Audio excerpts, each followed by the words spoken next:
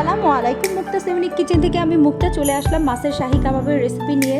মাছের শাহি কাবাব পোলাও কিংবা বিরিয়ানির সাথে অতুলনীয়। এছাড়া এটা বিকালে স্ন্যাক্স হিসেবে টমেটো সসের সাথে খেতে দারুণ মজার হয়ে থাকে। চলুন তবে মূল রেসিপিতে যাওয়া যাক। তো প্রথমে আমি এখানে রুই মাছ নিয়ে নিলাম। রুই মাছগুলো হলুদ, মরিচ এবং লবণ দিয়ে মেরিনেট করে নিয়ে ফ্রাই প্যানের ভিতর পর্যাপ্ত পরিমাণ তেল দিয়ে এটাকে ভেজে নিব। একটু লাল করে ভেজে নিব। এক পাট হয়ে গেলে আর এক পাট লাল করে নিব এবং ভাজা হয়ে গেলে আমি একটি ঢাকনি দিয়ে ঢেকে দিব। এরপর আমি চলে যাব পরবর্তী স্টেপে। তো প্রেশার কুকারের ভেতরে আমি দেশি ছোলার ডাল নিয়েছি। এই ছোলার ডাল আগে থেকে পানি দিয়ে ভিজিয়ে রেখেছিলাম, এখন পানি ঝরিয়ে নিয়েছি।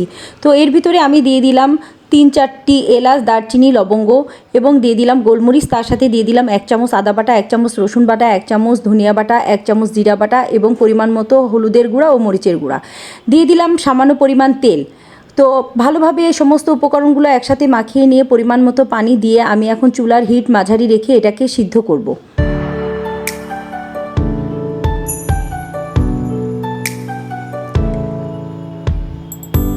এরপর একটি ডাল ঘুটনির সাহায্যে আমি এটাকে ভালোভাবে ঘুটে নিব যাতে এর ভিতরে কোনো দানা না থাকে। এরপর এটাকে ঠান্ডা হওয়ার জন্য রেখে দিব।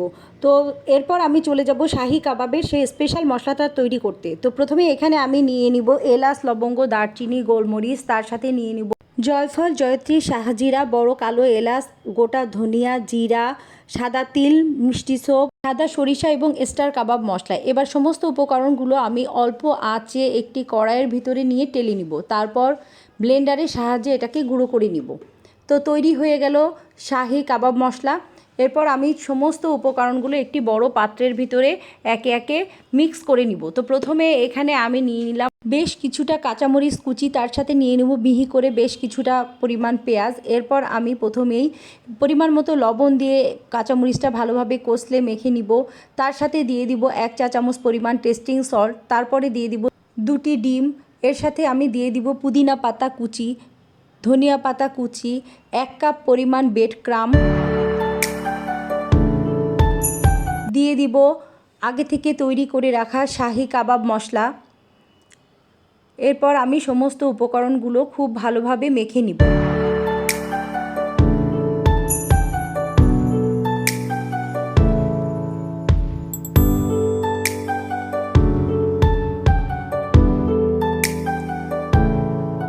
এরপর আমি দিয়ে দিব 1 কাপ পরিমাণ চাউলের গুঁড়ি। চাউলের গুঁড়ি দেওয়ার ফলে এটা খেতে অনেক ক্রিস্পি হবে এবং কাবাবের বাইন্ডিংটাও ভালো হবে। যেহেতু এটা শাহি কাবাব তৈরি হচ্ছে সেহেতু শাহি ফ্লেভার আনার জন্য এখানে আমি দিয়ে দিব 2 চা চামচ পরিমাণ কেওড়া জল। সমস্ত উপকরণগুলো খুব ভালোভাবে হাত দিয়ে মিক্স করে নিব। ভালোভাবে মিক্স করা হয়ে গেলে আমি একটি প্লেটের ভিতরে তেল ব্রাশ করে নিব এবং 2 হাতে তেল ব্রাশ করে নিব। এরপর এখান থেকে পরিমাণ মতো উপকরণগুলো নিয়ে হাতের সাহায্যে 2 হাতের তালুতে চেপে গোল শেপ দিয়ে নিব। এভাবে সমস্ত উপকরণগুলো দিয়ে আমি কাবাব তৈরি করে নিব। এখানে অনেক কাবাব তৈরি হবে। এগুলো আমি ডিপ ফ্রিজে সংরক্ষণ করব। এভাবে ছড়িয়ে আমি ডিপ ফ্রিজে এগুলাকে ফ্রোজেন করে নিব এবং পরবর্তীতে একটা জিপলক ব্যাগে এগুলাকে সংরক্ষণ করব। এগুলো বেশ অনেক দিন ধরেই ভালো থাকবে। 3-4 মাস পর্যন্ত এগুলা এভাবেই থাকবে এবং এর টেস্ট একই রকমের থাকবে। যখনই প্রয়োজন হবে তখনই বের করে এটা ভেজে ইনস্ট্যান্ট পরিবেশন করা যাবে। এরপর আমি চলে যাব ভাজার প্রক্রিয়ায়। চুলার হিট মিডিয়াম টু লো হিটে রেখে ফ্রাই প্যানের ভেতরে বেশ কিছুটা রেগুলার অয়েল নিয়ে নিলাম। তার সাথে দিয়ে দিলাম 2 টেবিল চামচ পরিমাণ ঘি। ঘিটা এখানে ভিডিওতে ধারণ করা হয়নি মোবাইলের সমস্যার কারণে। তো যাই হোক, তেলগুলো হালকা গরম হয়ে আসলে আমি একে একে কাবাবগুলো এর ভিতরে দিয়ে দিব এবং বেশ কিছুটা সময় ধৈর্য নিয়ে এটা ভাজবো। এক পিঠ হালকা লাল হয়ে আসলে আমি আর এক পিঠ উল্টিয়ে দিব। এভাবে কয়েকবারই আমি উল্টে পাল্টে এটাকে ডিপ ব্রাউন কালার করে নিব। ডিপ ব্রাউন কালার হয়ে আসলে আমি এটাকে চুলা থেকে নামিয়ে তেল ঝরিয়ে নিব। এরপর আমি এটাকে পরিবেশন করব।